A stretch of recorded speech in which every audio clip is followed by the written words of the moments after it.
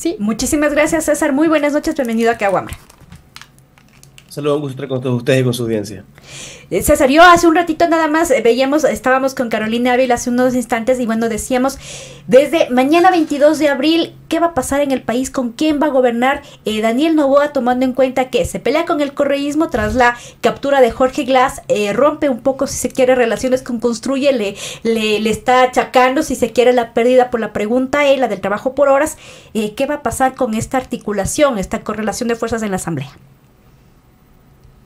Creo que podemos contemplar ciertos elementos. Lo primero es que incluso en los peores momentos del gobierno de Guillermo Lasso, que no sabía ser amigos, por decirlo de alguna manera, consiguió la aprobación de la mayoría de las bancadas para proyectos de ley que tienen que ver con la seguridad.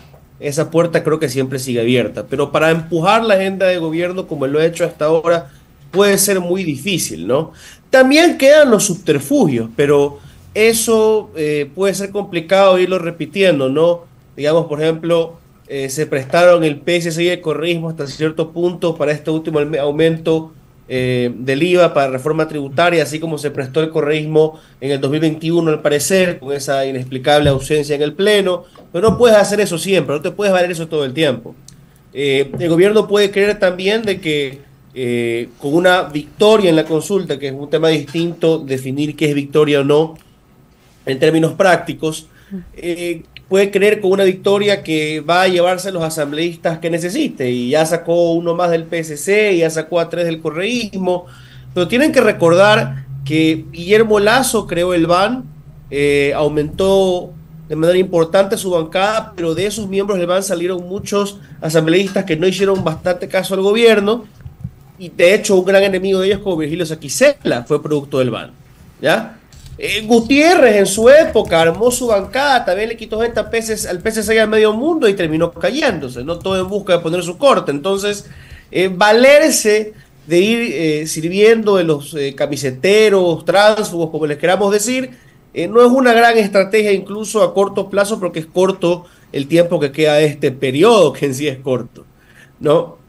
Entonces siento que el presidente sí, si quiere continuar con una agenda legislativa,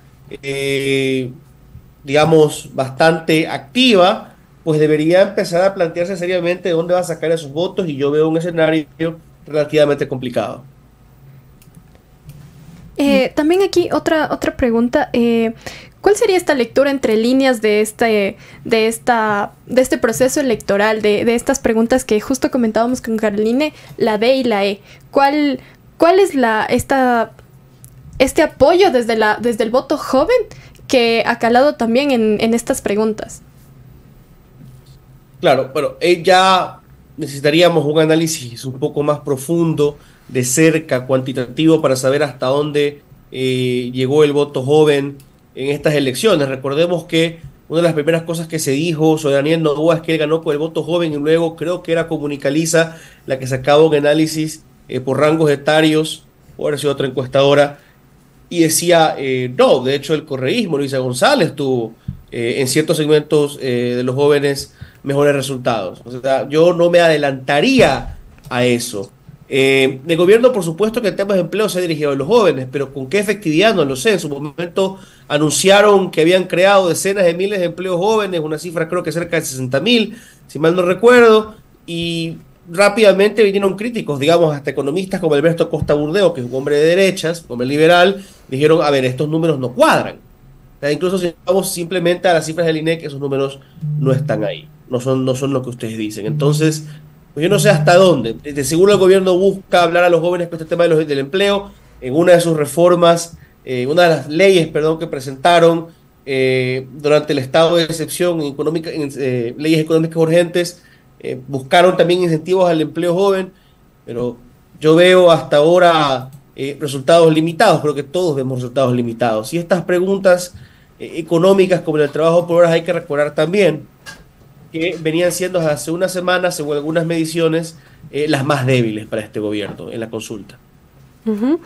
Y el presidente como tal quería, justo como se decía, ¿no?, que las preguntas principales que quería como mandar dentro de de estas 11 preguntas era la pregunta de IE, y justo ahora es que sabemos en esas primeras informaciones que ganó el no. Entonces, el resultado de esta tarde más bien generaría como tal un indicador para su postulación en 2025, hablando él justo desde la seguridad, desde vender como esta idea de que recuperará la paz en el país. Esa va a ser la disputa. Decir quién ganó y quién perdió. Los opositores del presidente seguramente querrán decir las que perdió las económicas eran el verdadero programa neoliberal de Daniel Noboa y todo lo demás es la gente vio seguridad y dijo sí. Y el gobierno irá, de hecho lo viene diciendo hace un par de días, por lo menos desde ayer, y en la mañana hoy repitió algo así el presidente, que las preguntas de la seguridad, la mayoría de estas preguntas son las nuestras y cosas como el trabajo por hora fueron adhesiones, cosas que sumamos porque nos las propusieron otras estructuras. Ayer cuando mandaron ese comunicado a la bancada de ANN respondiendo la Construye, dijeron eso, la pregunta de trabajo por horas es suya, desmarcándose. Hoy el presidente dijo que esto ha sido una consulta que ha sumado los aportes de varias banderas políticas. Entonces, la oposición querrá decir que esto es una derrota de Noboa, el presidente va a querer decir que esto es una victoria de su gobierno y que en lo que han perdido han sido las preguntas de otros. Y es difícil encontrar la verdad detrás de eso, nos pudiésemos quedar horas discutiéndolo.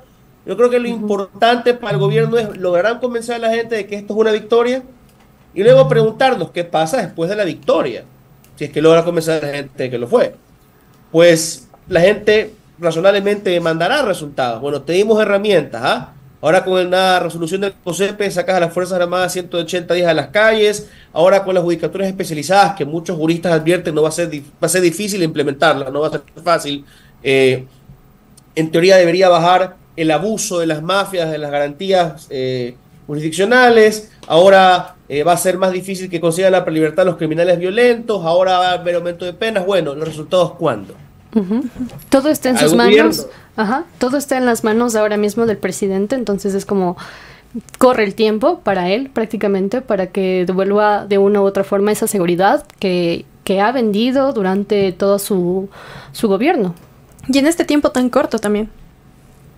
Así es, y otro frente más es de la consulta, ¿no? Mucho se habló de la consulta innecesaria, que yo realmente en ciertos aspectos sí puede ser, en general no creo que fue una consulta innecesaria, quizás faltaron preguntas importantes, pero lo que está ahí en la ley es que parte de esto es un plebiscito. La consulta popular fuera del referéndum son preguntas que van a ir a la asamblea y tienen un plazo para aprobar unas leyes. Una de estas es la de extinción de dominio y no podemos olvidar que la Corte Constitucional ya se ha pronunciado sobre eso, ya les ha dicho que no es constitucional, al menos esa es la interpretación más clara, que no es constitucional aplicar la extinción de dominio, la enajenación de bienes en primera instancia según una sentencia ejecutoriada. Pero es lo que estaban buscando, tanto así que estuvo y fue negado en una propuesta de enmienda del presidente, ¿no? Porque hubo una propuesta original que se llevó a la papeleta, que era como consulta, y otra como referéndum. Entonces, miren, ahí hay un frente abierto también. Ganaste esa pregunta. Bien, presidente, ganaste. Bueno, la pelea en la asamblea de qué forma va a tomar esa ley. Y luego la posible pelea en la Corte Constitucional de si ellos van y lo bajan, si alguien presenta un recurso. Entonces, ahí tenemos varios frentes abiertos. O sea, no podemos simplemente decir si el presidente gana la mayoría de las preguntas, incluso si logra generar la percepción, construir la percepción, la idea de que ganó, no se acaba ahí esto. Yo creo que en muchos sentidos la pelea recién empieza y en otros la pelea ya está aquí desde hace meses, años, ¿no? O en el caso de los apagones en este último episodio desde hace días, ¿no? O sea, tienes que seguir gobernando el país y has demostrado serios problemas en tu gestión. Veíamos hace un instante un comunicado de ADN, el partido de gobierno, donde se ve a Daniel Noboa dándole la mano a un militar, además un militar bastante grande, digamos, ya entrado en años. Y ahí la pregunta es, ¿qué tipo de gobierno va a consolidar Noboa ahora que le va a quedar difícil encontrar alianzas en la asamblea? Muchos hablan de un Bukele acá en Ecuador. Bueno, hay esta buquelización de la política en la región. Muchos quieren adoptar esa imagen. Y Bukele no necesariamente apela al votante de derecha. Bukele apela a mucha gente desesperada por el fracaso del Estado a la hora de proveer seguridad, de garantizar el derecho fundamental a la vida. El derecho al trabajo también, porque la tortura de la vacunación que sufre este país, desde el más pequeño artesano hasta la más grande industria, es una cosa invivible y algo que tiene un efecto duro en la economía. Y lo hemos visto, yo creo que en el alcalde de Durán, el señor Chonillo, con su gorra y el chaleco, pero también Novoa usó la gorra y el chaleco, pero Pablo Duarte también que en un momento quiso evocar esa imagen. Hay un montón de políticos que quieren ser Bukele. Jan Topic, aunque él, bueno, antes de que exista Bukele políticamente, ya era un hombre que le gustaba la guerra, por decirlo de alguna manera, y se fue a la legión extranjera, pues, ¿no? Le podríamos decir Mambrú. Pero yo creo que hay que igual recordar, el camino de Bukele es muy particular. El país que gobierna Bukele es muy distinto al nuestro. Y esto se puede quedar en imagen, ¿ya? Porque Bukele hizo trabajo en territorio por años. Si queremos escuchar su narrativa, pues fue el trabajo para construirla o reconstruir la fibra social. Si queremos irnos por la versión de sus críticos, pues a su director de fibra social y a otros funcionarios los vieron reunidos con jefes mareros, ¿no? Pero de todas formas, bueno o malo, moral o inmoral, él trabajó el territorio desde que fue alcalde, ¿ya? Y construyó, digamos, un proyecto basado en esa experiencia. Los políticos de acá les cuesta manejar el territorio y les matan a sus alcaldes y candidatos en el territorio todos los días. Esta cuestión a un alto precio supera a la clase política ecuatoriana. Aparte, las maras muy violentas y chiras, por decirlo de alguna manera coloquial y sencilla. Muy poco es el tráfico que pasa por El Salvador. Acá, por Guayas, por Manabí, por Esmeraldas, por el oro, por la costa ecuatoriana, por un tema geográfico, pasa de todo, pasa mucho dinero. Entonces no puedes tú simplemente replicar a Bukele y al final, por estas y otras razones, Bukele tiene, nosotros podemos decir, bueno, esperemos, démosle tiempo a ver qué pasa en unos años, podemos criticar los abusos contra los derechos humanos, pero es innegable que hay ciertos resultados. ¿Vemos los mismos resultados acá en el Ecuador? Se nos puede poner en duda, sobre todo porque aunque sí, en el último estado de excepción bajaron las cifras de criminalidad en general, el secuestro y la extorsión, sobre todo en ciertos sectores de Guayaquil y en otras zonas rojas del país, aumentaron, en lo que le llaman el efecto cucaracha, se iban de un lado a otro. El propio Jan Topic en su momento criticó al presidente Novoa diciendo, ojo, que Lazo también bajó por algunas semanas en cada estado de excepción la violencia y luego volvía a subir. Había un efecto rebote. Entonces, lo que trato de decir es que Bukele no solamente es el chaleco, y eso debería tenerlo muy presente el presidente Novoa. ¿Y cuál sería como este peligro de seguir trayendo a Bukele a la política aquí en Ecuador? Es un peligro para mí hasta para la democracia. Recordemos que él, con presiones sobre los distintos poderes del Estado, ¿no? Metiéndose con una guardia armada en su momento a la legislatura allá, llenando de sus amigos a la corte, ha logrado pasar una cantidad, ya no recuerdo cuántos estados de excepción o de emergencia han proclamado allá, y se ha logrado reelegir en contra de la letra expresa de la Constitución de El Salvador, por lo cual muchos lo consideran un presidente ilegítimo. Estamos hablando de una figura que rompió con la propia partidocracia de ellos, la de Arena y el FMLN, que él fue miembro del FMLN, en su momento se declaraba hasta hombre de izquierda, Bukele. Él rompió con eso y ahora tiene en su partido un control total de la política en El Salvador. ¿Queremos eso acá? Apelar a Bukele es apelar a un discurso antidemocrático. Uno que piensa que las reglas y las normas que rigen la democracia liberal, en la alternancia, en la separación de poderes, en el respeto a los derechos humanos, son un estorbo, un invento de los progres que no nos dejan matar a los malos. O sea, hay algo muy peligroso en la buquelización. Yo sí voy a decir, seguramente hay cosas positivas que se pueden importar de allá, pero muy puntuales y con mucho cuidado. El paquete del discurso de Bukele es para mí bastante peligroso para la democracia.